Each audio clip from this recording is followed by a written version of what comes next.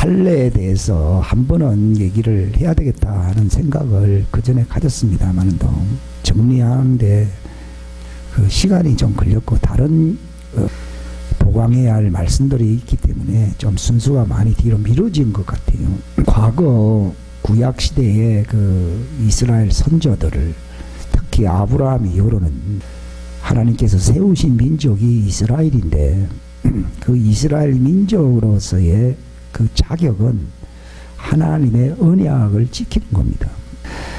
자칭 유대인이고 자칭 이스라엘이라 하는 사람들이요, 하나님의 언약을 모른다면은 그 칭호를 받을 자격이 없습니다. 이것은 자격이 인간으로부터 오는 것이 아니고 하나님께로부터 오기 때문입니다. 그렇기 때문에 오늘 신약 시대의 교회는 갈라디아 6장의 후반부에 기록되어 있는 것처럼 이 갈라디아서는요, 이방인 교회에게 바울이 쓴 편지예요. 근데 이방인 교회인 갈라디아인들을 마지막에 뭐라 칭하는가 하면요, 하나님의 이스라엘이다 이렇게 칭합니다. 제가 다른 사람들의 어떤 비판적인 어떤 그 가르침에 대해서 지금 시간적으로나 또 그럴 마음이 없기 때문에 언급은 하지 않습니다만도 지금 이스라엘을 어떤 사람들이 그럽니다. 이스라엘은 저기 팔레스타인에 있는 전쟁과 항상 참화가 일어나고 있는 나라가 이스라엘이다. 그 국가를 형성했던 이스라엘은 과거의 어떤 실패와 수치를 뒤로하고 이제 새로운 국가로서의 정체성을 그 소망을 갖기 위해서 지금 한 70년 가까이 지내왔기 때문에 그거는 국가로서의 이스라엘이지 성경으로서의 이스라엘 시대 이스라엘은 끝났다 이렇게 말을 하는 사람들이 있어요. 이거는 많은 사람들이 그렇게 얘기를 합니다. 제가 이 문제에 대해서 지금 이 시간 많은 시간을 할애할 그런 시간이 없고 그럴 감동도 지금 없습니다. 그러나 제가 오늘 이 제목을 얘기하기 위해서 잠깐 언급을 하는 것입니다. 네, 결론적으로 얘기하면은 국가적인 이스라엘을 하나님이 지금 세우신 것도 본래 하나님이 아브라함의 후손들로 세워질 언약의 이스라엘로 가게 하려는 어떤 과도기적인 과정 속에 있기 때문에 저 나라를 위해서 우리가 기도해야 될 줄로 믿습니다. 해야 됩니다. 근데 제가 말씀드리는 거는 예수님께서 복음서에 예언하셨던 대로요, 그 당대 그 유대인들을 중심으로 한 이스라엘 당시에 그 식민지 국가였죠. 그 사람들에게 한 말이 있어요. 십자가 달리시기 이제 며칠을 앞두어서 하신 말씀이, 이스라엘에 낙이 타고 입성하시던 그때에 주님이 예루살렘을 바라보시면서 눈물을 많이 흘렸습니다. 네. 암탉이 병아리를 모은 것 같이 내가 너희를 모으기를 얼마나 수고했느냐. 그러나 너희들이 원하지 아니하였도다. 보라, 날이 이르리니 다 성전이 회파되고 파괴되고 나라를 이루지 못하고 쫓겨날 날이 올 것이다. 그게 이제 돌 위에 돌 하나도 남지 아니하고 뭐 그런 표현을 쓰고 있습니다. 그러니까 이런 말은요, 그 당대의 성전 중심으로 나름대로 정통적인 믿음을 가졌다고 주장하는 그런 바리새인들이나 어떤 종교 지도자들에게는요, 청천벽력과 같은 말씀이에요. 예, 성전에 돌 위에 돌 하나 남지 않고 다 망한다. 왜냐하면 이스라엘 사람들의 나라는요, 우리나라는 땅과 국민만 있으면, 법만 있으면 나라가 되지만 이스라엘은 땅과 국민, 법만이 아니라 성전이 있어야 되는 것이거든요. 그래 지금도 이 이스라엘 사람들이요, 나라를 땅을 해보겠지만은 아직 성전을 짓지 못했기 때문에 성전을 지어야 할 곳이 예루살렘 모리아산 거기 그 지대거든요. 근데 거기에 그 통곡의 벽으로 막아놨거든요. 그들이 그 통곡의 벽에서 이렇게 기도하는 이유는요, 우리가 생각할 때는 뭐 복잡한 어려운 사연이 있는 모양이다 이렇게 생각할지 모르지만은 성전이 세워지기를 위해서 기도를 오랫동안 해왔다는 것을 우리가 잊지 말아야 되는 거죠. 근데 트럼프 대통령이 작년에 예루살렘을 이스라엘의 수도로 확정했습니다. 왜냐하면 성경을 이렇게 들면서요, 성경이 증언을 하고 있고 3500년 전부터 모세 때부터 그들이 그 땅을 지배했고 그들이 다윗성을 그 예루살렘으로 하나님의 성전이 세워진 곳이라고 하는 성경의 그 역사를 그 진실로 선포를 하면서 비록 나라 없이 한 1900년 동안 방황했지만은 성경의 예언대로 그들이 돌아왔기 때문에 그 수도를 그들의 원주인에게 돌려줘야 된다 이렇게 선포함으로써요. 이 트럼프 대통령은 성경을 믿는 사람이거든요. 그래서 이런 과감한 일을 할 수 있었던 것이고, 국력이 약한 사람은 아무리 성경의 진리를 알아도 그럴 만한 능력이 없어요. 근데 미국이 세계 경찰 국가로서 하나님이 세워놨기 때문에 세계 질서를 세우는 입장에서 이 이스라엘을 원위치로 회복시키면서 잃어버렸던 그 수도 예루살렘을 그들의 땅으로 공식적으로 선포를 한 겁니다. 그리고 말만 그렇게 한 게 아니라 금년 5월 달에 이스라엘 건국 기념일이잖아요. 그 텔아비브라고 하는 곳에 본래 옛날 성경으로 하면 요파 지역인데 그 지역에 있던 대사관을 예루살렘으로 옮겼습니다. 그리고 유엔에서 이스라엘의 수도를 이제 예루살렘이라고 정하는데 투표를 한번 하니 보니까요, 거의 다 반대했고요. 기권한 나라도 몇 안 되고요. 저기 우리가 알지 못하는 몇몇 나라만 한 5개 되는지는 모르겠어요. 그 나라들이 찬성했고요. 우리나라도 반대했고 다 반대했어요. 아무튼 이 역사적인 상황도 우리가 알고 신앙생활을 해야 되기 때문이에요. 왜냐하면 예수님이 지상 재림을 하시는 이유는요, 그 고난 중에 있고 그 예루살렘 때문에 아주 그 공경에 처해 있는 그 이스라엘을 옹호하고 이 법 질서를 하나님이 세워주기 위해서 예수님이 재림한다고 하는 측면이 있습니다. 여러분 성경을 한번 찾아보세요. 이건 제가 설교해야 할 문제가 아니고 스가랴 14장. 자, 14장에도 있는데 12장부터 읽으면 12장 3절. 자, 다 같이 3절 하나만 다 같이 읽겠습니다. 모든 백성들에게 무거운 돌이 되게 하리니 비록 땅의 모든 백성들이 그것을 치려고 함께 모일지라도 그들 홀로 짐을 지는 모든 자는 산산조각 끊어져. 이 스가랴는 이 마지막 때 일어날 일들에 대해서 이스라엘 회복에 대해서 말씀하고 있는 성경인데요. 그 예루살렘을 왈가불가 하면서 이걸 치려고 주로 이제 아랍 사람들이겠죠. 오면은 주님이 직접 나타나셔가지고 구약 시대에 뭐 다윗 그 열왕 시대에 하나님이 그 나타나셨잖아요. 나타난 것처럼 그들을 하나님이 처리해 버리시겠다고 했어요. 이게 아마 여러분들 사는 이 마지막 시대에 반드시 이루어질 거예요. 반드시 이루어져요. 그래서 하나님은 누구의 하나님이라고요? 예루살렘을 수도로 하는 이스라엘의 하나님이고, 구약의 그 하나님이 바로 이 신약 시대도 이 땅을 관리하는, 이 땅에 대해서 보호하고 지키는 하나님이라는 사실을 전 세계 하나님이 공포합니다. 예. 그리고 우리나라 반대했기 때문에요, 우리나라가 상당히 경제적으로 어려울 거예요. 왜냐하면 예루살렘을 축복하라 했거든요. 근데 예루살렘을 축복하긴커녕 이제 반대했잖아요. 이제 그 보응이 있다는 거예요. 만약 보응이 없으면 성경 거짓말이죠. 그러니까 보응은 받고 회개해야 되죠. 자, 14장 4절에 한번 보세요. 스가랴 14장 4절 다 같이 읽겠습니다. 시작. 그날에 그분의 발이 예루살렘 앞 동쪽에 있는 올리브 산 위에 설 것이요 올리브 산이 거기에 한가운데서 동쪽과 서쪽으로 갈라짐으로 심히 큰 골짜기가 생길 것이며 그 산의 반은 북쪽으로 그 산의 반은 남쪽으로. 예수님이 바로 그 예루살렘 산에 있는 그 감람산에서 승천하셨잖아요. 사도행전에 보면요. 근데 예수님이 너희가 본 그대로 어떻게 한다고요? 다시 온다 그랬거든요. 그 장소에 그대로 오는 거예요. 거기에 오는데 내려올 때에 산이 남북으로 갈라져 버립니다. 그러니까 예수님이 승천하신 장소, 그 장소에 이제 한 2000년, 이제 2000년 조금 지나서 언제인지는 모르겠지만은 예수님이 그 같은 장소에 오십니다. 그게 스가랴 14장 4절에 기록되어 있어요. 여기 14장 자 8절부터 한번 읽겠습니다. 14장 8절 9절 시작. 그날의 생수가 예루살렘에서 나아가되 그것의 반은 앞바다로 그것의 반은 뒷바다로 나갈 것이요 여름도 겨울에도 그러하리라. 또 주께서 온 땅을 다스리는 왕이 되시리니 그날에는 한 주만 계시며 그분의 이름도 하나만 있으리라. 아멘. 이게 무슨 시대입니까? 천년왕국 시대가 이어진다 그 얘기. 예수님이 지상 재림하면은 어느 시대가 이어진다고요? 천년왕국 시대가 이어진다는 거예요. 여기에 반드시 이루어집니다. 이게 이제 얼마 안 남았어요.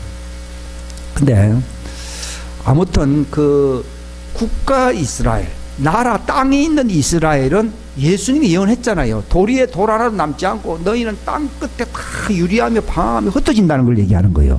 근데 그걸 예수님만이 2000년 전에 예언한 게 아니라 예수님보다 훨씬 그 이전에 1500년 전에 온 모세도 예언했어요. 자, 레위기 26장 41절 나도 그들을 대적하여 끌었으며 또 그들을 그들의 원수들의 땅으로 끌려갔음을 자백하고 그때에 자기들의 할례받지 않은 마음을 낮추어 자기들의 불법으로 인한 형벌을 수용하면 내가 야곱과 맺은 내 언약과 이삭과 맺은 내 언약을 기억하고 아브라함과 맺은 내 언약도 기억하며 그 땅을 기억하리라. 이게 이제 이스라엘 사람들이 1900년 이상 나라를 잃어버렸잖아요. 이 이유가 어디 있습니까? 언약을 파괴한 것 때문입니다. 그래서 그들이 그 대적의 원수들의 땅에 있었던 거예요. 그들이 독일 땅에 있을 때에 나치가 일어나가지고서 완전히 괴멸시켰죠. 주로 구라파에 많이 살았어요. 북쪽이잖아요. 러시아에도 많이 있었는데 이 공산주의가 일어나면서 또 이제 많은 어려움을 겪었어요. 그들이 흩어졌는데도 불구하고 이제 안전지대로 갔지만은도 그들은 거기에서 참된 안식을 누리지를 못했어요. 왜냐하면은 하나님께서 바로 너희들의 땅은 흩어져 있는 세상 열국이 아니라 바로 하나님이 아브라함 때 지정하신 그 팔레스타인 그 땅이 너희 땅이라고 말했습니다. 4000년 전에 땅을 지정해 놓으시고 이것이 너희의 영원한 땅이 된다 이렇게 얘기했어요. 아니 이거 이상하네. 뭘 또 영원한 땅이라고까지 얘기하느냐. 예수님이 그 땅에 재림하시고 거기서 천년왕국을 시작하고 그 땅을 중심으로 새하늘과 새 땅으로 하나님이 천지 개벽을 이루시는 분이십니다. 그게 영원한 땅이에요. 그러니까 하나님이 어느 한 민족을 정해가지고 그 땅을 너희의 기업으로 영원한 땅으로 이제 삼겠다고 하는 유일한 백성이 이스라엘이에요. 본래 미국은 그런 땅도 아니고 구라파에 있는 땅도 사람들이 뭐 이렇게 많은 민족들이 왔다 갔다 하면서 세워진 땅들입니다. 특별히 많은 나라 가운데서 이 땅의 중심이 바로 예루살렘이라고 하나님이 말씀했어요. 이건 성경에 있어요. 땅의 중심이 어디 있다고요? 땅의 기둥이 어디 있다고요? 예루살렘에 있어요. 합시다. 예루살렘은 온 땅의 중심이다. 또한 수도다. 예. 천년왕국 때 수도가 어디냐? 예루살렘입니다. 그리고 에덴 동산이 있었던 곳이 어디냐? 지금 이제 에덴 동산에 어떤 흔적들이 막 발견되고 있어요. 사진도 지금 막 찍혀지고 있어요. 그 예루살렘 근처에 있어요. 에덴 동산이 어디 있다고요? 예루살렘 근처에 있어요. 그러니까 하나님께서 그 강이 네 강으로 갈라지게 했잖아요. 그러니까 천년왕국 때가 예수님 오면은 그 예루살렘을 북쪽과 남쪽으로 갈라놓는 이유는요, 뭘로 회복시키겠다고요? 옛날 에덴 동산 지형으로 바꿔놓겠다는 겁니다. 그래서 여기 스가랴서에 보게 되면 거기서 또 강이 또 이렇게 흘러간다고 되어 있어요. 스가랴 14장 9번 이거 보시면 다 나옵니다. 여러분, 예수 믿고 안 믿고는 자유가 어떤 종교를 택하는 게 인간의 자유로운 권리다 하는지 모르지만은 성경은 우리 인간의 시조 아담과 하와가 살았고 그 땅을 다스리는 그 중심 에덴 동산이 거기에 있었고 그 땅을 하나님 포기하지 않으시고 노아 때 그 땅에 변형이 일어났고 이제 소돔 고모라 성도 그 밑에 있었거든요. 그래서 하늘에서 불이 내려와가지고 땅의 지형이 변화가 일어났기 때문에 현재와 같은 모습이지만은 예수님이 오시면은 본래 하나님이 그 강이 흘러가게 했던 그 땅으로 지형을 바꿔놓습니다. 그러니까 어떻게 보면 예수님이 다른 나라를 무시하는 게 아니지만 본래 예수님이 인간으로 처음 만났고 손을 잡고 그 동산을 거니셨던 곳이 바로 그곳이에요.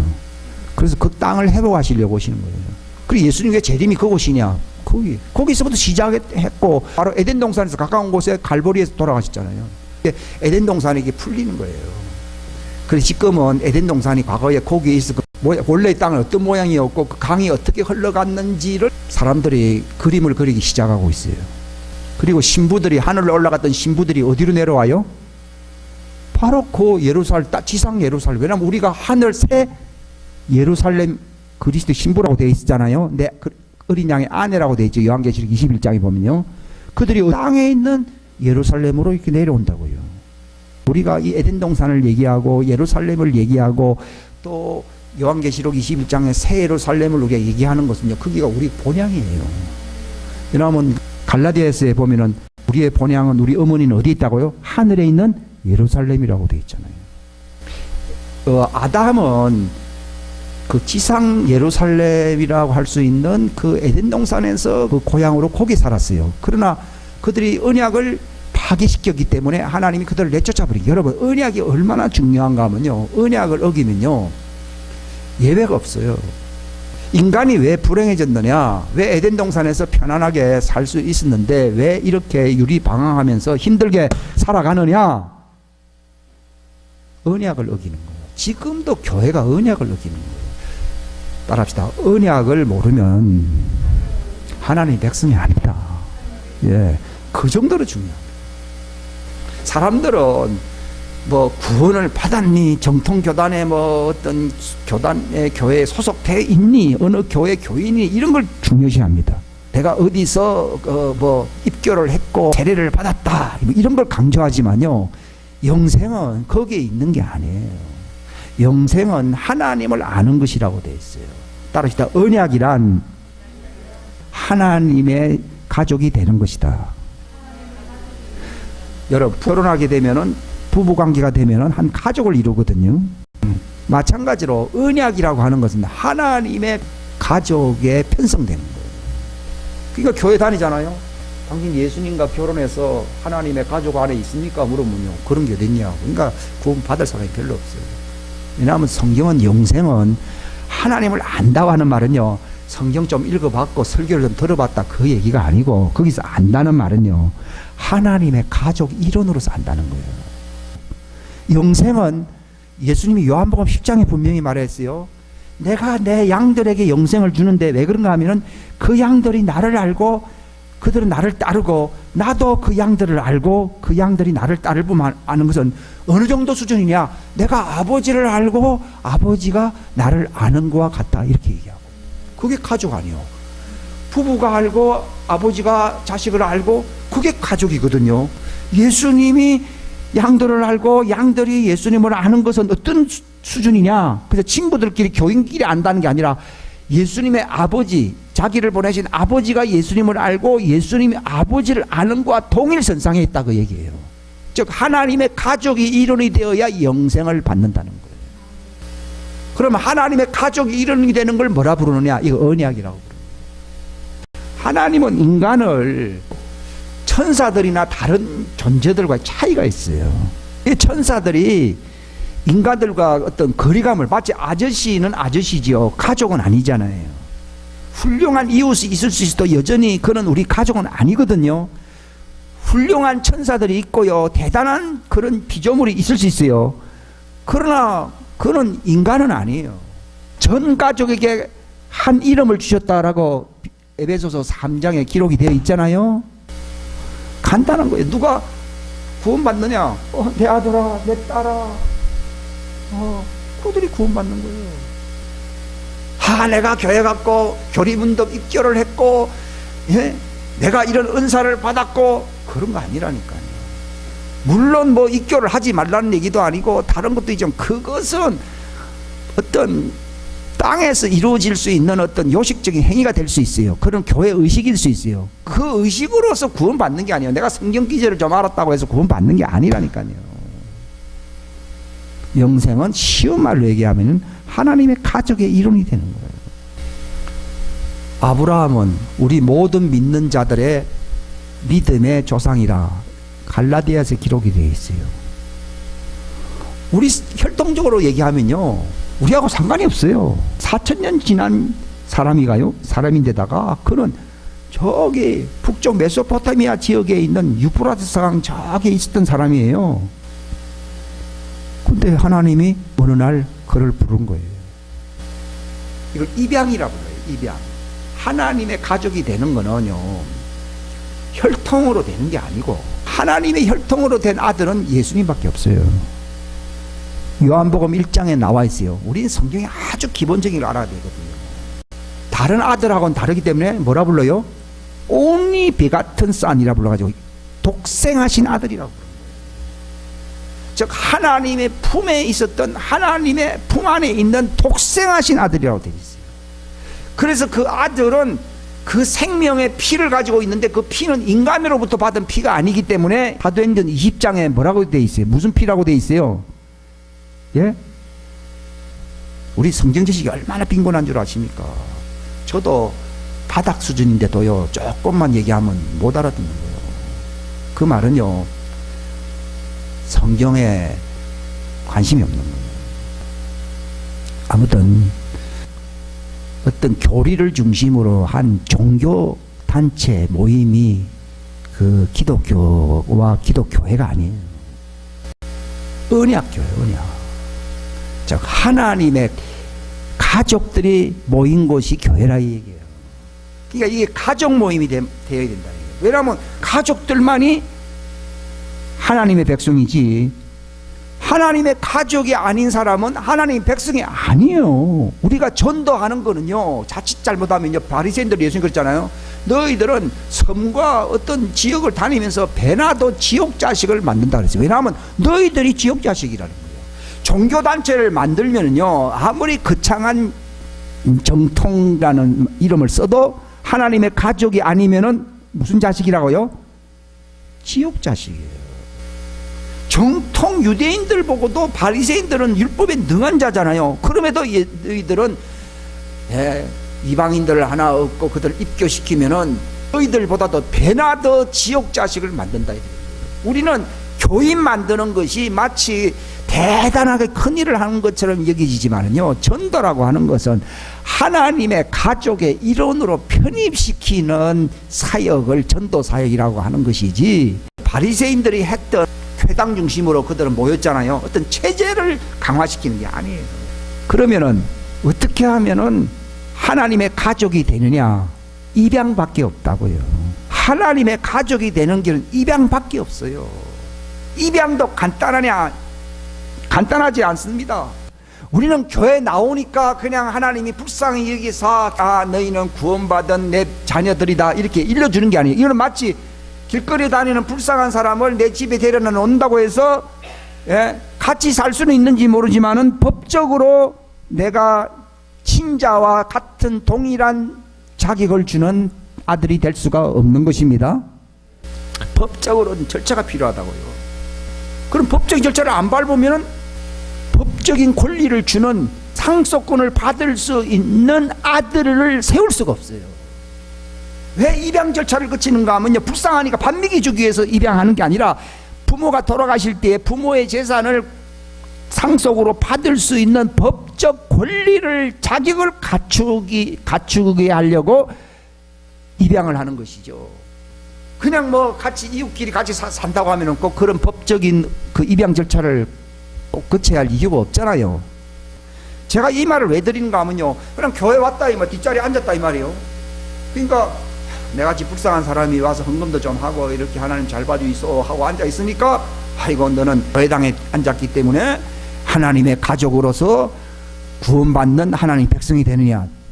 천만의 만만의 말씀 안 됩니다. 구원받는 하나님의 자녀가 있는데 필수적으로 요구되는 중대 절차가 있는데, 그게 무엇이냐?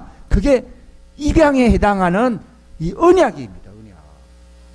어떤 사람들은 언약을 또 율법이라 해석해 가지고요, 그냥 내가 뭐 이렇게 성경을 좀 알고 교리를 좀 많이 외웠다 이 말이죠. 그렇게 이제 어떤 교단에서는 그런 걸 암송시켜 가지고 그렇게 하나의 교회 의식으로서 입교 형식을 갖추어서 이제 너는 구원받았다 이렇게 얘기를 하는 수가 있어요. 저도 옛날에 그런 게 있었어요.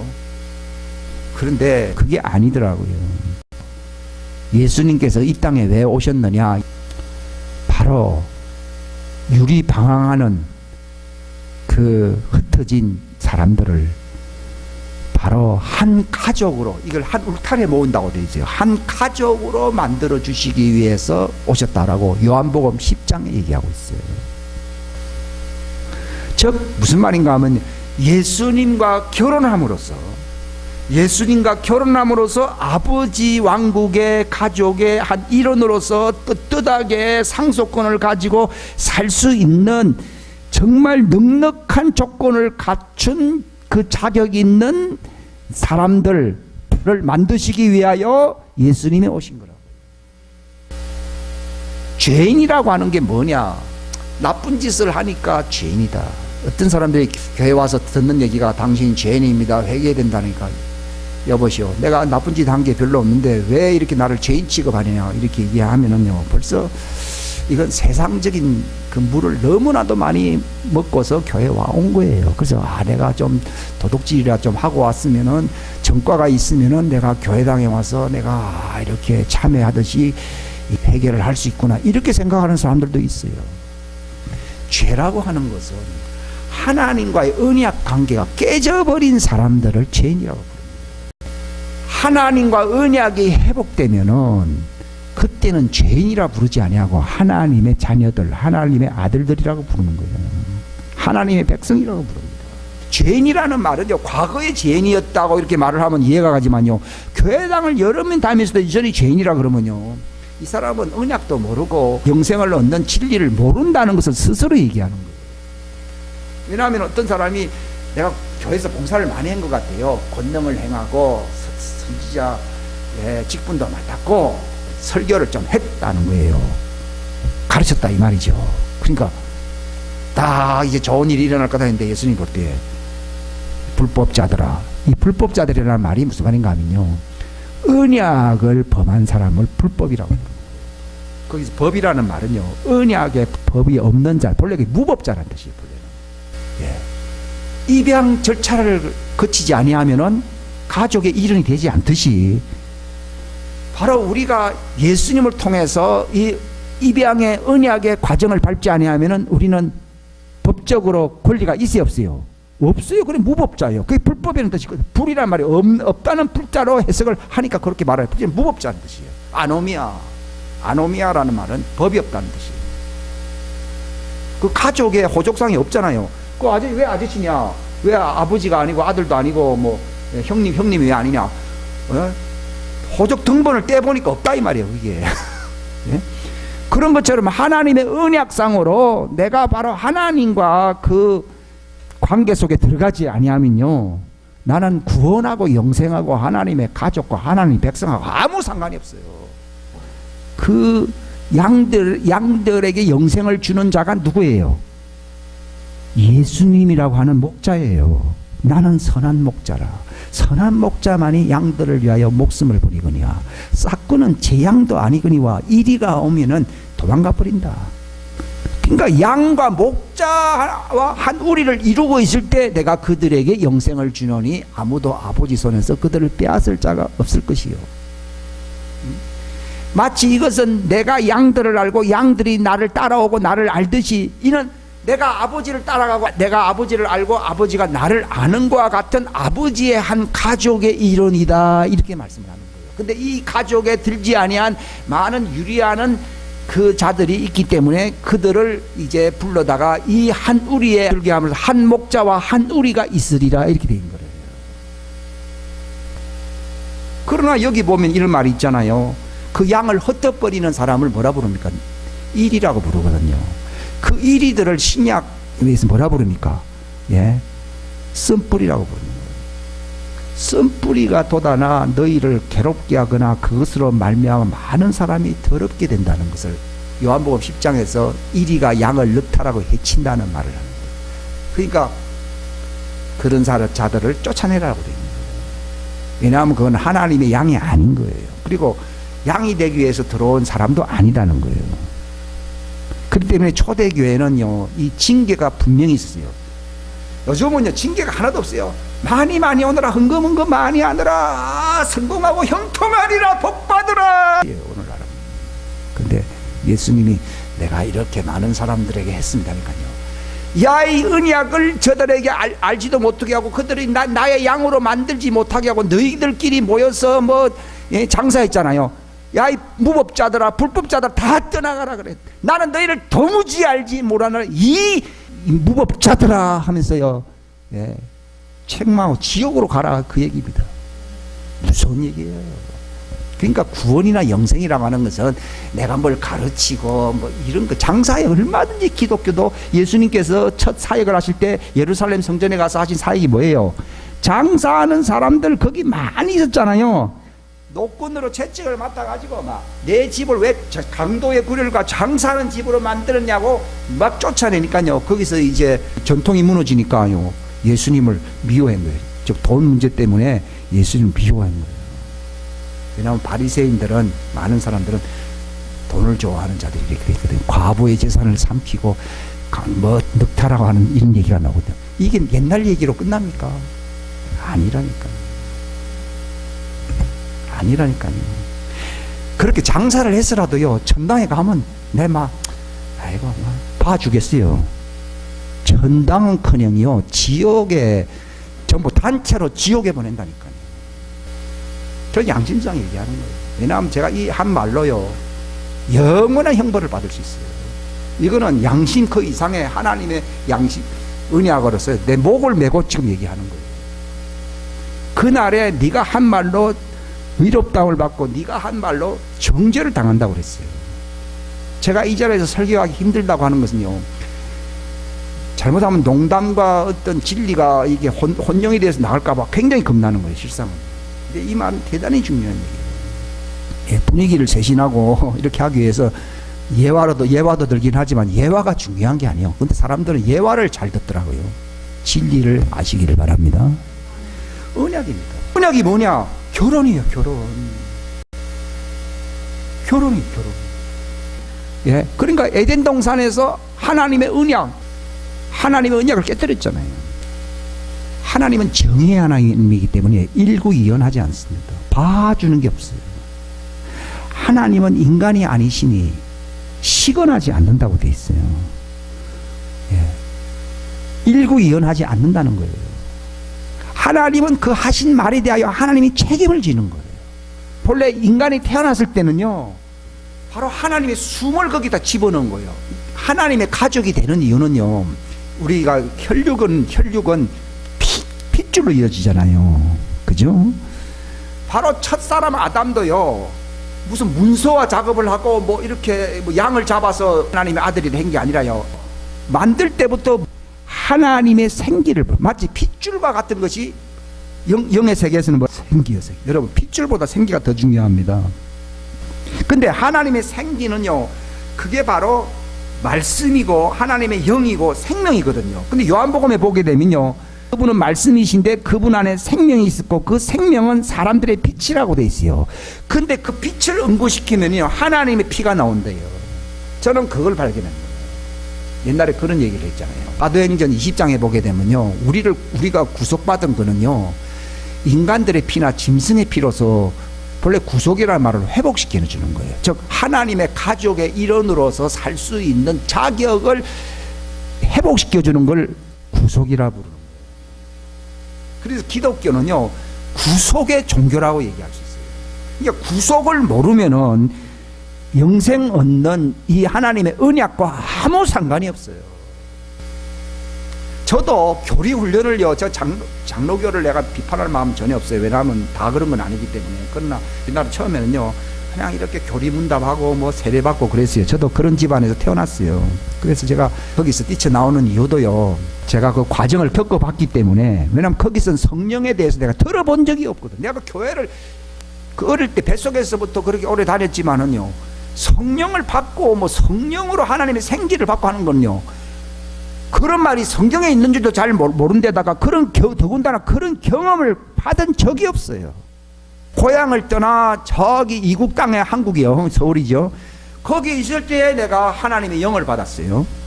그러니까 그때부터 이 전통적인 내 어떤 기독교의 틀이 다 무너져 버리더라고요.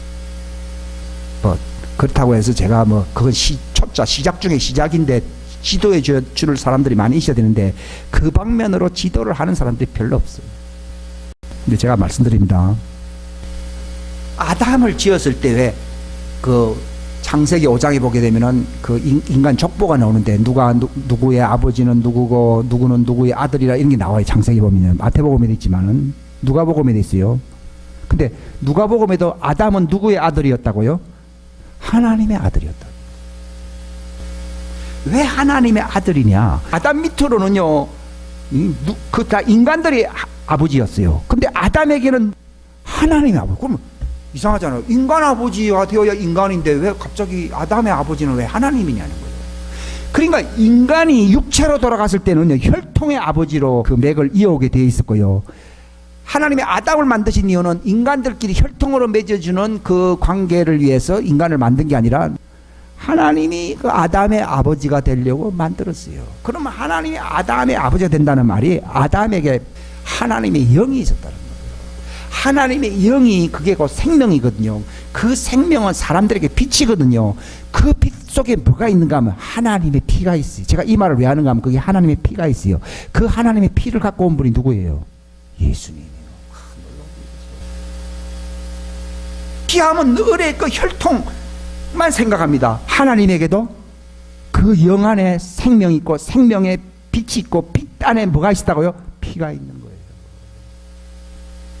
제가 오늘 아침에 하나님 메시지를 들려줬는데요, 이 하나님의 피에 대해서 막 얘기한대요. 와, 놀라운 거죠. 여러분들 속에 뭐가 없으면요, 예수의 피가 생명의 빛으로 영으로 들어가 있지 아니하면요, 하나님의 자녀가 아니에요. 저는 그래, 하나님은 하나님이고 인간 혈통은 인간 혈통이라 생각을 했어요. 이는 혈통으로나 육정으로나 사람의 뜻으로 나지 아니하고 하면서 하나님의 뜻으로 난 자들이라 이렇게 나오고, 요한복음 1장 12절 보면 그게 바로 하나님의 뜻이라는 게 그게 하나님이 예정했다 이 말이에요. 그 하나님의 예정이 뭡니까? 예수 그리스도 안에 있는 하나님의 피로 맺어진 하나님의 자녀들이다 이 말이에요. 그리스도 안이란 말이 예수님의 그 대속의 피를 얘기하는 거예요. 그러니까 예수님을 볼 때요, 보니까 인간이거든요. 네가 무슨 그리스도냐 그랬거든요. 그 사람들이 많이 실족하고, 지금도 이스라엘 사람들은요, 다른 메시아를 기다리고 있지 2000년 전에 오셨던 그 예수님, 십자가에 돌아가신 그 예수님 믿지 않아요. 우리는 십자가에 달리신 예수님을 믿습니다. 그 예수님 흘린 피가 무슨 피예요? 하나님의 피예요. 생명의 빛이 있는 그 하나님의 품에 있는 피예요. 이게 하나님의 가슴에 있는 피예요. 그럼 이 피는 짐승의 피나 인간의 피하고 비교가 됩니까 안 됩니까? 이건 창조주의 피예요. 그리고 우리도 난 거예요. 왜냐하면 창조주의 피가 들어오니까. 그러니까 예수님 이전에는요, 하나님의 피를 가지고 오실 예수님을 기다리는 어떤 그 믿음의 정표로서 짐승 제사를 통해서 언약을 맺은 것이지, 이것이 본래 진리 본 언약이 아니에요. 그래서 과거에는 짐승 제사로서 하나의 모형적인 것도요, 마치 그 집에 들어가기 전에 제가 아까 그 분양에 대해서 얘기했잖아요. 미리 계약을 하거든요. 계약금을 주고서 이제 집이 완공되면은 잔금을 주고서 그 집에 살게 되거든요. 신약이라고 하는 게 그런 겁니다. 원래 신약이라는 말이 전혀 다른 새로운 것이란 말이 아니라 완성됐다 이 말이에요. 완성된 언약이다 이 말이에요. 그럼 옛 언약이란 말은 무슨 말이에요? 모형적인 언약이다. 왜냐하면 짐승의 피를 이제 세운 거거든요. 그러나 계약금을 낸 사람도 집에는 살지 않지만은도 나중에 이제 때가 되면은 그 계약금이 믿음이 되어서, 짐승 제사 시대에 있었지만은 계약금으로 믿음을 갖고 있었던 사람이 자기 때는 집이 완공이 안 되어서 입주를 못했지만은 예수님이 오시고 난 뒤에는 내가 그 집 안으로 들어갈 자격이 있어요 없어요? 있어요. 약조물이 되거든요. 바로 부인할 수 없는 이 증거물이에요. 믿음의 증거물이에요. 그래서 히브리서 11장에 보게 되면 예수님 오시기 전에 믿음의 사람들을 얘기하고 있거든요. 그래서 믿음은 바라는 거. 이걸 성경을 사람들이 장사꾼들이 어떻게 해석을 합니까? 여러분, 장사가 잘 될 것입니다. 형통할 것입니다. 성공할 것입니다. 교회 헌금을 많이 하십시오. 이렇게 할 겁니다. 예. 바라는 것에 실상이다 이 말을 그렇게, 그게 바라는 게 뭡니까? 예수님의 피의 언약을, 실상을 바라는 하나의 약조물과 같다 이 말이에요. 그들의 믿음은. 그래서 예수님이 오시지 않았지만은 그 약조물로서 계약금으로서 짐승제사 시대에 갖고 있었지만은 예수님이 오시고 난 뒤에는 동등한 대우를 받게 된다고 얘기해요. 또 보지 못한 거, 그들은 아직 예수님이 안 왔기 때문에 못 봤잖아요. 막연히 미래를 본 거잖아요. 아브라함도 멀리 있는 미래를 바라봤잖아요. 보지 못한 것이지만도 그것을 짐승의 표를 통해서든지 그 할례를 통해서 정언을 갖고 있지 안 갖고 있어요? 갖고 있지요. 그래서 그 믿음은 정과도 같고, 믿음은 마치 그 세계 속에 들어가지 않았지만은 그 믿음이 실제로 적용되는 화폐처럼 이게 적용이 된다 이 얘기입니다. 그게 믿음입니다. 기독교에서 말하는 믿음이라고 하는 것은 구약시대의 믿음도 그 하나님의 피의 언약을 바라보면서 내가 믿음이라는 그 어떤 약조물을 갖고 있었다는 거예요. 우리 창세기 38장에 보게 되면은 우리 한국 사람들이 도무지 이해가 안 가는 그 내용들이 있어요. 그 유다의 아들들을 하나님이 그를 쳐버렸잖아요. 왜냐하면 구약은 메시아 혈통이 이어져야 됩니다. 예수님의 혈통이 유다로부터 이어지는데 사단이요 자식 낳지 못하게 할 때요. 우리는 그럽니다. 아이고 그런 걸 왜 하나님, 그게 아니죠. 유다에게 실로가 온다고 하나님이 예언했거든요. 유다 지파는요 바로 실로라고 하는 그 예수님 메시아 그 피의 언약, 이걸 모르면요 구약 성경은 이상한 책이에요. 이 언약을 완성시켜 주시는 분이 오신다는 거예요. 아브라함으로서 언약이 완성되었다고 하면 뭐 기다릴 게 뭐 있겠어요? 그거 다 예표적인 것이기 때문에 예수님이 마침내 오셔서 그 아브라함에게 했던 그 맹세의 말씀을 실천해 줘야 됩니다. 그러니까 이 다말이요 그 집에 시집을 갔어요. 간 거는요 그 집안에 자기가 계시받은 게 있어요. 그 집안에 메시아의 가문의 혈통을 이어야 되는 사명으로 들어갔는데 이놈의 자식들이 이 사명을 모르는지 마귀에게 쏘갔는지요 자식을 안 낳거든요. 그게 하나님 죽인 거예요. 근데 세 아들이 있었는데 두 아들이 다 죽었어요. 이제 한 아들이 남았는데 여자가 자꾸 기다리면서 왜 그 셋째 아들과 결혼을 하는가 하면요 그 집안에 그 계보가 있기 때문에 그러는 거예요. 이거는 한국에서는 있을 수 없고 세계적인 어떤 그 관계 속에는 있을 수 없는 얘기예요. 이걸 모르고 언약이라는 그 가치를 모르면요 왜 다말이 그런 일을 했는지 모를 거예요. 이게 바로 우리가 언약을 모르는 이방인이었다는 증거. 제가 언약을 알고 나니까요 참 다말이 훌륭한 사람입니다. 우리가 훌륭하고 선한 자라고 하는 것은요 세상 사람들은 윤리적으로 생각하는데 하나님의 뜻을 이루어주는 그 도구로 쓰임받으면 그게 선한 일을 한 거예요. 우리가 지금 선한 일을 한다는 개념도 잘 알아야 돼요. 우리의 선한 일은 반드시 영생으로 이어야 돼요. 근데 세상 사람들이 선한 일을 했다는 것은 영생하고 아무 상관이 없어요. 이걸 모르면요 정말 신앙의 어떤 ABC 기초가 전혀 안 돼 있는 거예요. 그러니까 이제 여자가 우리 같으면 뭐예요? 아이고 미쳤나, 이 집안 끝났어. 내가 뭐 이 집안하고 내가 뭐 살아야 할려. 다 그럴 거 아니에요. 나도 옛날에 그 몰랐을 때는 언약을 모르면 그래 돼 있는 거예요. 근데 자기는 그 언약을 이어주는 그 흐름 속에 있었기 때문에 그 집안을 떠나지 않고 있었던 것이지 이게 하나의 인간관계 때문에 있었던 게 아니다. 그러니까 우리가 하나님과 맺는 언약을 모르면 이 다말이 무슨 짓을 하는지 모른다니까요. 아 내가 하나님의 가족의 일원이구나. 그러니까 하나님의 가족의 일원이니까 영생을 안 받는 것이 기적이지 영생을 받는 건 너무 당연한 거예요. 구원이라고 하는 것이 불쌍하니까 구제하고 힘드니까 도와주는 게 구제가 아니고 그 이름을 예수라 하라 하는 말은요 언약으로서 그들을 입양시켜준다 이 얘기입니다. 그게 구원인 거예요. 인간은 밥 줘가지고 구원 못 받아요. 지옥 가야 돼요. 하나님이 예수님의 피를 통하여 입양시켜주지 않으면 인간은 지옥의 저주를 피할 수가 없어요.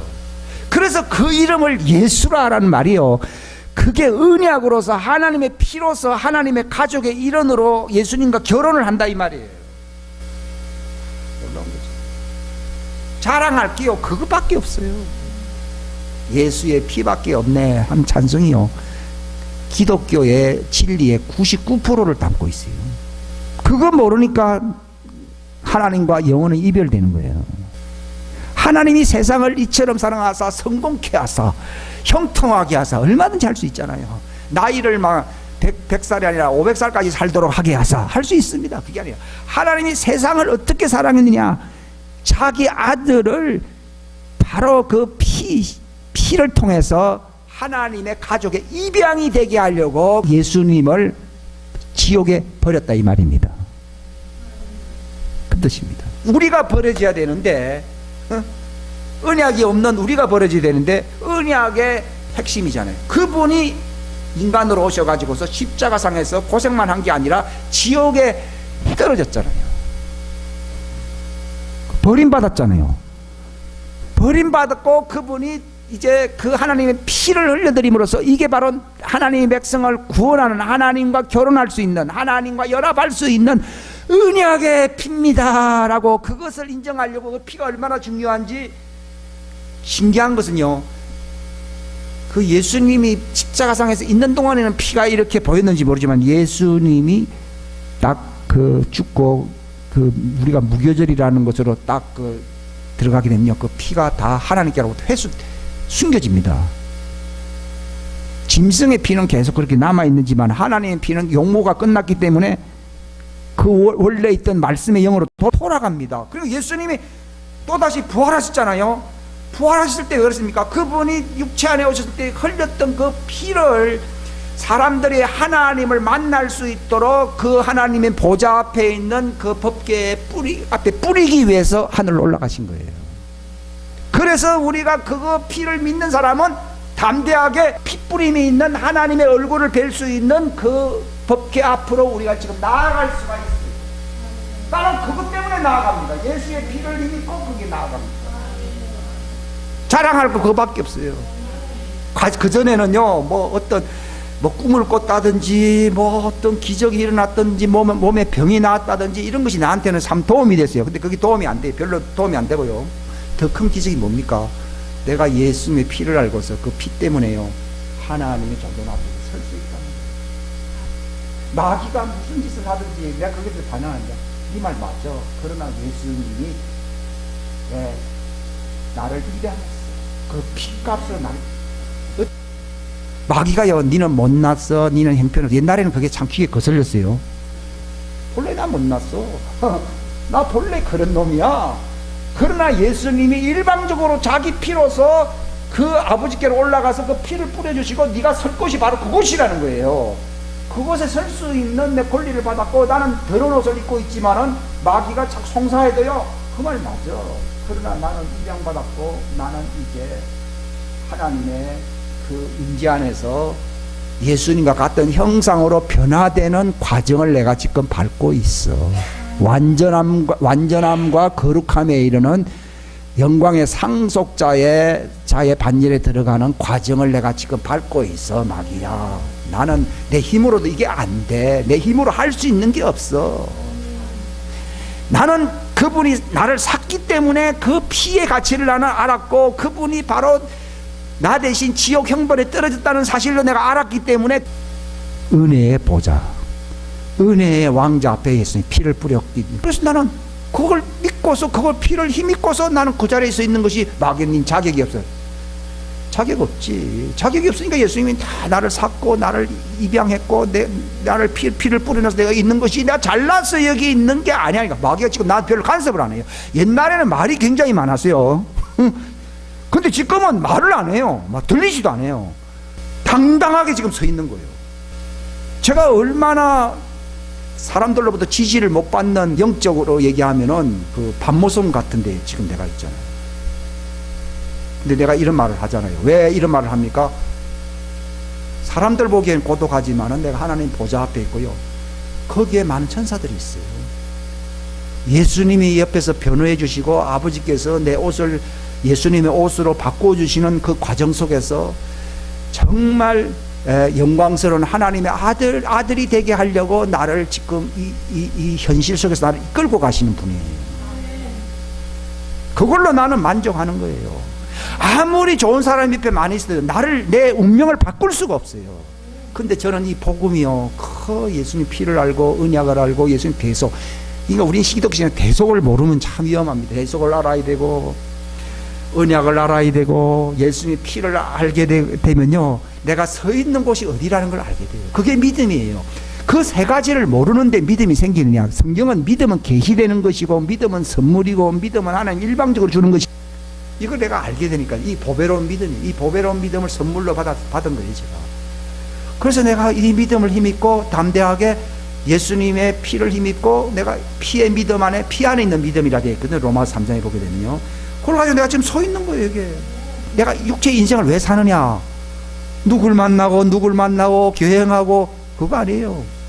여기에 서 있는 것을 사람들에게 알게 하고 같이 서자고. 전도라고 하는 것은요, 내 여기 아버지 앞에 서 있는데 너 나처럼 여기 자리에 설 수 있겠느냐? 설 수 있는 자로 인도하는 것이 전도라니까요. 교회당에 자리 하나 만들어 놓고서 앉히는 게 전도가 아니라니까요. 사람을 낚는다고 하는 건 권능을 준다고 해요. 권능을 주어서 사람을 낚게 하겠다고 되어 있어요. 본래 원문상으로는요. 즉 내가 하나님의 아들로서요, 그 영광과 상속과 어떤 신비와 어떤 것이 나타나게 되면요, 사람들이 부러워한다니까요. 그러니까 입양된 자가요, 하나님처럼 영광스럽게 살아야지, 아유 나도 고안된 너처럼 입양 안 되겠느냐, 이렇게 사람들이 물어보는 거예요. 요한복음 17장에 예수님의 기도는요, 내게 주신 영광을 내가 저들에게 다 줌으로써 나만이 아니라 저들도 아버지가 사랑했다고 하는, 저들에게도 아들에게 주신 영광과 동일한 영광을 주었다는 것을 세상 사람들이 보게 합시다, 이렇게 나와 있는 거예요. 그러니까 전도는 어떻게 보면 하나님이 하시는 거예요. 바로 내가 바로 영광스러운 입양자로서 예수님처럼 살게 되면요, 다른 사람들이 부러워하는 대상이 됨으로써 그 사람을 낚을 수가 있는 거예요. 근데 내가 그런 영광스러운, 사람들이 보기에 부러운 자가 되지 아니하면 사람들을 낚을 수가 없어요. 전도라고 하는 것은 구걸해서 교회당에 앉혀놓는 것을 전도라고 부르는 게 아니라니까요. 내가 바로 그 하나님의 보좌 앞에서 영광스러운 모습으로 예수님과 같은 형상으로 변함으로써 예수님이 얼마나 영광스러운지요. 그 레위라고 하는 사람이 세관에서요, 사무 보고 있었어요. 근데 예수님이 이렇게 나타나셔서 레위야 하고 부르니까요, 메시아를 본 거예요. 사람을 본 게 아니라 하나님을 본 거다, 이 말이에요. 저가 하나님이니까 따라간 것이죠. 옆에 친구가 불러도 안 따라간데 어떤 모르는 사람이, 아저씨가 와서 레위야 한다고 따라갑니까? 그게 전도예요. 빌립이 자기 친구 나다나엘 있었어요. 빌립이 뭐라는 줄 압니까? 우리 교회 가자, 그래 한 거죠. 내가 메시아를 만났다. 여러분들이요, 내가 하나님을 보았다, 이렇게 얘기해야 되는 거예요. 베드로 보고도 부른 거예요. 모든 것을 다 버려두고 따라가는 거예요. 이게 전도예요. 예수님께서 나를 따라오너라, 그러면 내가 이제는 너희들을 나처럼 사람을 낚을 수 있는 하나님의 아들의 권능을 주리라. 권능을 받고 증인된다 그랬지, 권능도 없이 증인된다는 말은 없어요. 잘 아셔야 됩니다. 빌립도 그랬고 예수님 12제자가 다 그러지. 그러니까 이 빌립이요, 감동이 있었겠죠. 우리 모임에 안 갈래? 이렇게 한 게 아니라 메시아를 만났다. 우리가 그분을 구약에서 말하는 그 언약의 사자를 만났다, 그 얘기예요. 말라기에서는 그 언약의 사자, 그게 메시아거든요. 언약을 위해서 오신 분이거든요. 모세가 왜 시내산에 갔습니까? 하나님이 언약을 맺으려고 시내산에 강림했습니다. 즉 신랑으로서 강림하는 하나님을 만나려고 시내산에 갔듯이요, 빌립은 누구를 만났다고요? 신랑을 만났다, 이 말이에요. 여러분들도요, 나 신랑을 만났어, 그렇게 영원한 신랑을 만났다. 그게 영생이에요. 그런 전도법은 별로 없어요. 그러니까 누구냐, 나사렛에서 오신 그 메시아라 그러니까 나사렛에서는 그런 분이 안 나오는데, 베들레헴, 이 사람 성경을 잘 아는 사람이거든요. 본래 그분이 베들레헴에서 나신 분이지만은 더 베들레헴에서 난 아이들은 헤롯 왕이 다 죽였기 때문에 어디로 피신했어요? 나사렛이란 동네로 피신 간 것이 산 동네가 나사렛이지 본래 고향은 어디예요? 베들레헴이죠. 호적을 딴 데는 베들레헴인데 왜 베들레헴에서 안 살았어요? 그 죽으니까 핏이 옆 동네로 피시는 간 거예요. 근데 이 사람 성경을 알고 있거든요. 메시아는 베들레헴에서 나오는데 미가서 5장 2절에 있잖아요. 나사렛에서 무슨 선한 것이 나겠느냐. 즉 메시아 언약의 주가 말라기에서 말하는 언약의 사자가 오지 않는다 얘기예요. 성경을 잘 알아야 돼요. 그런데 와보라 가자고 했거든요. 그러니까 같이 이 친구가 약간 이단에 갔는가 생각하고 간 거예요. 예수님이 딱 보고 있는 거예요. 예. 원래 하나님이 붙여주는 사람은 예수님이 다 알고 있어요. 친구들이 여러분 인도했다 하더라도 예수님이 그들을 너를 통해서 불렀다고 하나님이 다 보고 있는 거예요. 비록 빌립이 자기 친구를 불렀지만요, 빌립이 그 사람이 영생을 주는 건 아니잖아요. 하나님이 빌립이라고 하는 그물을 이용한 것 뿐이에요. 빌립의 연관을 맺은 게 아니라 빌립이라는 그물을 통해서 예수님과의 언약 속에 들어올 사람이다. 그 사람이 전도되었다 그 얘기입니다. 빌립하고는 아무 상관이 없는 거예요. 그래서 딱 오니까 이 사람이 이단인가 하고 간 거예요. 근데 또 예수님 알고 있는 거예요. 이제 하나님이 붙여주는 사람이 오는구나 하면서 네가 무화과 나무 아래 있을 때 내가 너를 보았노라. 이 무슨 말인가 하면요, 무화과 나무는 이스라엘이에요. 무화과 나무에서 이스라엘 사람들이 묵상을 많이 하거든요. 왜 그런가 하면 누구를 기다려요? 메시아를 기다리거든요. 네가 무화과 나무 아래서 메시아를 기다리는 자임을 내가 안다. 너는 마음이 아주 정직하다. 간사한 게 그게 정직하다. 정직하다 그러니까요. 실제 자기가 그런 사람이었거든요. 당신이 어찌 나를 아시나이까 하는 순간에 메시아를 본 거예요. 그러면서 갑자기 당신은 이스라엘의 임금이시여 메시아다. 여기 전도가 된 거예요. 이야, 놀라운 거죠. 전도될 사람은 하나님이 눈을 열어버려요. 그래야지 예수님하고 딱 결합이 돼요. 즉 그분을 알게 되었다 이 말이에요. 그분은 메시아가 누구냐? 그분이 바로 아담 안에서 모세 때 잃어버렸던 시내산에서 잃어버렸잖아요. 그 언약을 완성시키는, 회복시켜주는 메시아다 하니까요. 그분은 신랑이다. 우리와 맺어주는 신랑이다 이 말이거든요. 그러면 내 신랑감이다 그러면은 한 2시간 보고 도망가야 됩니까? 계속 따라가야 됩니까? 계속 따라가요. 결혼할 사람은 며칠간 같이 있어야 됩니까? 계속 따라가요. 양들이 나를 따른다. 왜 끝까지 따라갑니까? 그분이 신랑인 거예요. 친구는 다 사라지더라도 신랑은 있어야 될 거 아니에요. 그러니까 그분이 나의 신랑이다. 그게 메시아예요. 그분이 그 언약을 회복시켜주는, 언약을 회복시킨다는 점이 뭐예요? 그게 대속이에요. 대속. 그분이 대속자. 욥도 왜 구원받았습니까? 고난을 많이 받았지만은 자기가 장차 누구를 뵙는다고요? 구속자를 뵙는다고 그 욥기서에 기록되어 있어요. 근데 그건 다 옛날 사람들이니까 앞으로 뵐 것이다. 우리는 이미 과거에 오셨고 그분이 바로 내가 너희들에게 성령을 보내준다 그러니까 예수님은 이제 너가 보기 싫다. 이제는 막 하나님의 영을 받아. 그 얘기가 아니라 바로 언약이 맺어지려면은 그분이 뭘로 오셔야 됩니까? 하나님의 생기로 와야 되거든요. 바로 그거예요. 그래서 교회가 탄생하잖아요. 내나 그 생기로 오신 성령님이 두 번째로 오시는 그 보혜사로서, 자기는 첫 번째 보혜사고 그분은 바로 두 번째 위로자 보혜사로서 그분이 같은 분이에요. 같은 분 아니에요. 같은 분이에요. 근데 나를 본다. 예수님이 육체로 다시 온다는 얘기가 아니라 바로 성령으로 오실 때 그분이 우리에게 나타난다 이 말입니다. 그래서 예수님이 바로 언약을 위해서 대속자로 오셨고 그걸 십자가상에서 완성했고 바로 그렇게 지옥에 가심으로 완성했고 부활하심으로 완성했고 이제 예수님이 실제로 이루어지는 것은 생기가 아직 없기 때문에 오순절날까지 기다리게 한 것입니다. 그래서 그분이 생기가 되어서 우리 속에 들어온 거예요.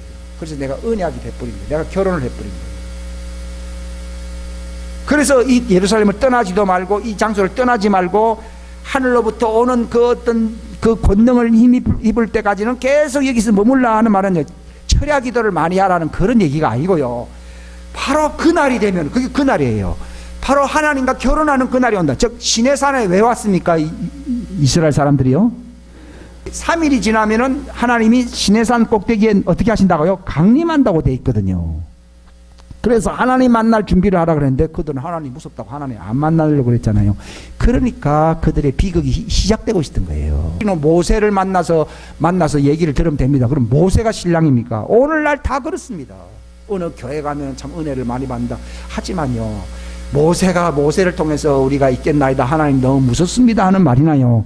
오늘날 법궤 앞에서 예수님이 뿌린 그 피가 있는 그곳에서 하나님과 얼굴을 대면하는 것이 내 신앙의 핵심이 되어 있는데 그거는 안 하고 교회 가서 설교를 듣는 걸로 만족합니다. 그게 바로 저도 몽학선생입니다. 그걸로서 영생을 얻는 게 아니다 이거요.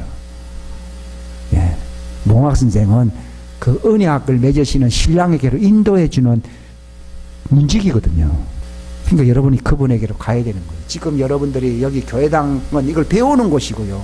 이걸 배워야만이 나의 정체성을 알게 돼. 본래 애들 보고 5살 된 애들 보고요, 너 다리 밑에서 데려왔어? 이래 버리면 시험 팍 들거든요.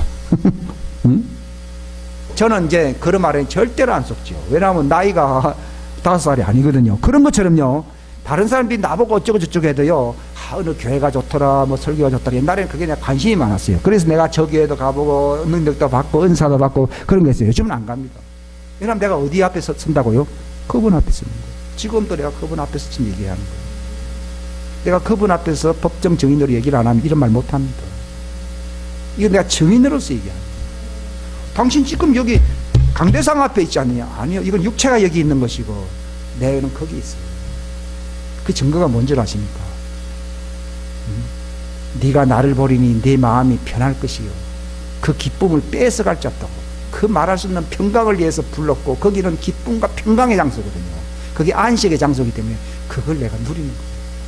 이걸 특별히 예배드린다는 제가 이런 말씀을 전할 때 그걸 너무 많이 느껴요. 근데 이거는 여러분들은 도움이 되기 위해서 말을 하는 것이지 실제로는 내가 특히 토요일 날은 말을 할 것도 없고 시간이 나면은 그분 앞에 선다는 그 정체성을 갖고 있는 거예요. 그래서 외롭지 않는 거예요. 외롭지요. 왜 안 외롭겠어요? 그분 앞에 있는 거예요. 제가 이 설교는요, 그것 때문에 하는 것이에요. 근데 제가 말씀드리는 거는요, 한 가지 중요한 제목을 얘기를 안 했는데, 이 언약을 지키는 사람들이 해야 할 일이 있어요. 왜냐하면 우리는 육체의 죄성을 갖고 있기 때문에 할례를 받아야 되는 거예요. 근데 이 할례를 받는다는 것이 사람들은 이례적인 것만을 생각하는데 이것은 죽기까지 우리가 그 멍에를 메고서 배워야 되는 것입니다. 이걸 가리켜서 십자가의 할례라고 부르는 거예요. 이걸 나를 따라오려면은 1년간 따라가야 됩니까? 평생 따라가야 됩니까? 평생. 어떻게 따라갈 수 있습니까? 자기를 부인해야 되거든요. 자기를 부인한다는 말이 할례예요. 자기를 부인해야 돼요. 날마다거든요. 그러니까 할례는 일회성이 아니에요. 항상 받아야 되는데 할례의 내용이 뭐냐? 완성된 언약의 입장에서 말한 그 할례의 진리는요, 자기를 부인하는 거예요. 예수님이 직접 할례를 설명했어요. 그때는 예수님이 너는 포피에 어떻게 해야 된다. 그건 예수님 오시기 전에는 어린 양을 잡든지 육체로 오실 예수님을 생각나게 하려고 그렇게 한 것이지만은 지금은 이미 오셨고 다 완성했기 때문에 이제는 바로 자기 우상이라고 하는 자기 왕국, 자기 중심이라고 하는 자기 고집, 전부 인간은 태어날 때부터요, 하나님의 언약 관계 속에 태어나질 않았어요. 언약 관계 속에서 태어난 자는 독생자밖에 없습니다. 그럼 누굽니까? 아버지 품에서 독생한 분이 있잖아요. 그분 외에는 전부 다 외톨입니다. 그들은 언약할 때 8일째 할례를 받았잖아요. 왜 그런가 하면 너는 언약의 백성으로 살아야 된다, 그 얘기입니다. 할례는 너는 네 인간 중심으로 혈련 중심으로 살아야 되는 게 아니라 하나님의 백성으로 하나님의 언약 관계 속에서 살아야 된다 하는 표시를 애가 태어난 지 8일째에 애의 포피에 할례를 행하는 거예요. 왜 남자에게만 하냐? 여자는 남자에게서 낳기 때문에 남자가 대표자예요. 왜냐하면 씨가 여자에게 있는 게 아니라 남자에게 있기 때문에 남자가 하는 거예요. 그 할례는 예수님 오시기 전에는 그렇게 받은 것이고, 그래서 할례를 받지 아니하면은 하나님의 백성에서 끊어진다고 되어 있어요. 즉 이 말은 무슨 말인가 하면 언약 관계 속에 안 들어가는 사람은 그는 지옥 간다고 얘기합니다. 쉬운 말로. 그는 버려진 백성이다 이 말이에요. 이방인이라는 말은 할례 받지 아니한 사람을 이방인이라고. 오늘날 교회 와서도 예수님 피의 할례를 새기면서 살지 아니하면은 위험한 거예요. 예수님이 말했잖아요.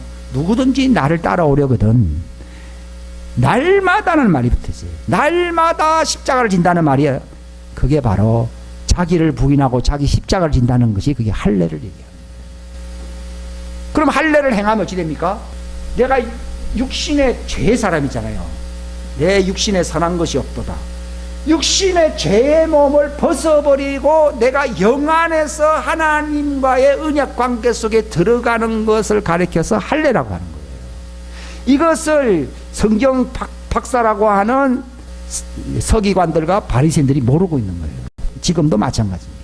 십자가의 할례거든요. 그분과 함께 십자가에 내 옛사람이 죽었다고 하는 이 할례를 항상 믿음으로 잡고 있어야 됩니다. 예? 예. 우리 기독교의 믿음은요, 십자가의 그 예수님의 그 구속과 동일시하는, 내가 그래서 내가 달려버리는 거거든요. 혈과 욕망을 십자가에 못 박는다 그랬잖아요. 그걸 동일시하는 거예요. 그건 무슨 말인가 하면 육신의 사람에서 하나님의 영의 사람이 된다 얘기입니다. 놀라운 거죠. 옛날에는요, 그런 지식은 있어도요, 참 경험이 부족했는데요, 이제는 경험이 나타나더라고요. 애가요, 열쇠는 돌렸어요. 문이 안 열려. 문은 돌리고 문을 잡아당겨야 되는데 철커덕 하기만 하면 문은 또 안 열어. 제가 바로 그런 사람이거든요. 지식으로서 이걸 다 갖고 있는데 문이 안 열린다 했거든요. 근데 딱 보니까 내가 문 안으로 들어가는 거예요. 그게. 여러분, 이것은 경험인 거예요. 여러분, 할례라고 하는 게 뭐냐? 과거 시대는 예수님 오시기 전은요, 그건 아직 완성된 게 아니야. 예수님 오고 난 뒤에는 할례나 무할례가 아무 효력이 없다고 돼 있어요. 그런 할례 갖고는 안 됩니다. 예수님의 십자가와 동일시함으로써 내가 육신의 죄의 몸을 벗어버려야 됩니다. 근데 이것도 어린애들은 잘 몰라요. 저도 이거 어린애 수준에서는 이 지식은 갖고 있는데 경험이 안 일어나더라고요. 근데 지금은 딱 하니까요, 영 안에 내가 들어가게 됩니다. 그 여인 보고 뭐라고 얘기했어요? 예루살렘에서도 말고, 여기 사마리아 여기서도 말고, 이제 하나님을 만날 때, 경배한다면 하나님을 만날 때 가운데 어떻게 만납니까? 영 안에서 만난다 이 말. 내가 예수님 십자가를 정말 알고 나니까요, 십자가 할례가 뭐라는 이 진리를 알고 나니까요, 이 기독교 핵심이거든요. 자동차는요, 키가 없으면 소용이 없습니다. 바로 십자가의 할례를 딱 알고 나니까요, 내가 영 안에 들어가요. 영 안에 들어가니까 내가 하나님의 보좌 앞에 있다는 것을 알겠더라고요. 그전에는 성경은 성경이고 내 경험은 없었어요. 성경은 참 이상한 얘기도 있구나 이랬네요. 근데 영 안에 들어가. 그 십자가의 할례가 뭔가를 알게 되면서부터는요, 바로 이 육신의 죄물을 벗어버리는 거예요. 그게 바로 새 사람이 되는 거예요. 그게 하나님의 보좌 앞에서 뭘 벗는 거예요? 더러운 옷을 벗어버리는 거예요. 그 정도로 이 십자가의 할례가 그렇게 중요한 겁니다. 그래서 바울이 에베소서에 보게 되면은 생각의 영을 너희가 새롭게 하라 그렇게 말을 하면서 바로 욕망과 이 죄 불의의 옛사람을 벗어버리고 의와 참된 거룩함으로 창조된 새 사람을 입자고 하는 이 진리를 너희에게 말을 한다 이렇게 하는 거예요. 내가 이제 그걸 알게 되는 거예요. 나도 이제 바울처럼 이걸 벗고 이걸 입자는 얘기를 내가 하고 있는 거예요. 이게 뭐예요? 십자가의 할례예요. 그러니까 바울이 이제 뭐라고 얘기했어요? 그 제목이 나는 주 예수 그리스도 십자가에는 결코 어떤 것도 자랑할 수 없나니 그분, 이 바울이 이걸 깨달은 거예요. 그분으로 말미암아 세상이 나에 대하여 십자가에 못 박혀 있고 나 또한 세상에 대하여 그러하니라. 그리스도 예수 안에서는 할례나 무할례가 아무 구약 시대잖아요. 이건 다 이제 지나갔다는 거예요. 오직 뭐예요? 새로운 창조물, 즉 새로운 새 사람입니다. 육의 몸을 벗어버리니까 하나님의 영 안에서 내가 뭐가 되어버렸어요? 새 사람이 되었다. 새로운 창조물이 되었다는 거예요. 저도 이 기제를 20년 전부터 알고 있었지만요, 경험이 없었어요. 근데 내가 하나님의 보좌 체험을 하면서부터요, 이 말을 내가 알겠어요. 들어가는 거예요. 굉장한 거죠. 저도 이 말을 하는 거죠. 네. 오직 새로운 창조물만 아니라 이 규칙을 이 할례를 받지 아니하면은 무너진다 돼 있거든요. 바로 십자가 할례를 통해서 우리가 옛사람을 벗고 새 사람으로 하나님 앞에 서야 됩니다. 이걸 모르면은 절망적인 거예요. 우리가 가르치는 것은요, 너희 안에 바로 그 그리스도가 세워질 수 있는 새 사람 성전을 만들기 위해서 바울이 교회 일꾼 되었다고 하는 말이나 이 말이 같은 말이에요. 놀라운 이 핵심의 키가 뭐냐? 아파트가 좋으면 뭐니까 열쇠가 없으면 소용없잖아요. 예수님의 십자가 그 할례예요. 이것을 믿음으로 탁 내게 적용하니까 할례를 받으라고 하는 말은 지금 뭔가 하면 그 말씀을 지키라는 거예요. 그 말씀을 지키니까 요한일서 2장에 그분의 말씀은 십자가의 할례의 말씀이거든요. 그걸 지키니까 우리가 그분 안에 있음을 알게 되노라. 그래서 우리가 예수님이 걸어가신 것처럼 나도 그렇게 걸어간다 이렇게 나오는 거예요. 이게 진리인 거예요. 그래서 우리가 진리 안에 걷자고 이렇게 내가 10년 전부터 적어놨지만 그건 모르고 있었던 거죠. 이걸 딱 십자가의 할례의 말씀을 내가 딱 지키니까 그분 안에서 법정 앞에서 내가 걸어가는 그의 법궤 앞에서 내가 걸어가는 거예요. 그게 즐거움이죠. 맨날 보고 싶은 거요. 아들아, 천사들이 부러워하는 게 그거거든요. 거기에 들어가는 거예요. 그 하나님의 아들의 이름이라는 게 언약을 회복시켜 주시는 이 구속의 이름입니다. 그게 하나님의 아들의 이름입니다. 하나님의 아들의 이름, 즉 언약을 회복시켜 주시는 구속의 이름을 믿는 자들에게 무엇이 있음을 알게 한다고요? 영생이 있음을 알게 하고 끝났습니까? 아닙니다. 그 이름을 계속 믿게 하려 함이라. 우리에게 참된 지각을 주시사 하나님의 아들 그 예수님을 알게 하사 우리로 하여금 하나님 안에 그분 앞에 서게 하셨느니라 이런 거예요. 이 요한일서의 맨 마지막에 나오는 말씀이거든요. 이 말씀이 이루어지는 거예요. 너무 즐거운. 근데 이것보다 더 놀라운 말씀이 오늘 아침에 또 봤어요. 하나님이 이제는 다른 찹도로 나아가야 된다고 또 진도 나가라고 알려주시는 거예요. 참 놀랍습니다. 딱 이제는 여기까지인데 이제 할 말인데 이게 나아가라는 거예요. 예? 그게 이제 파송받는 길이다 하고 나와 있어요. 예? 예, 파송받는 길이에요. 기도하겠습니다.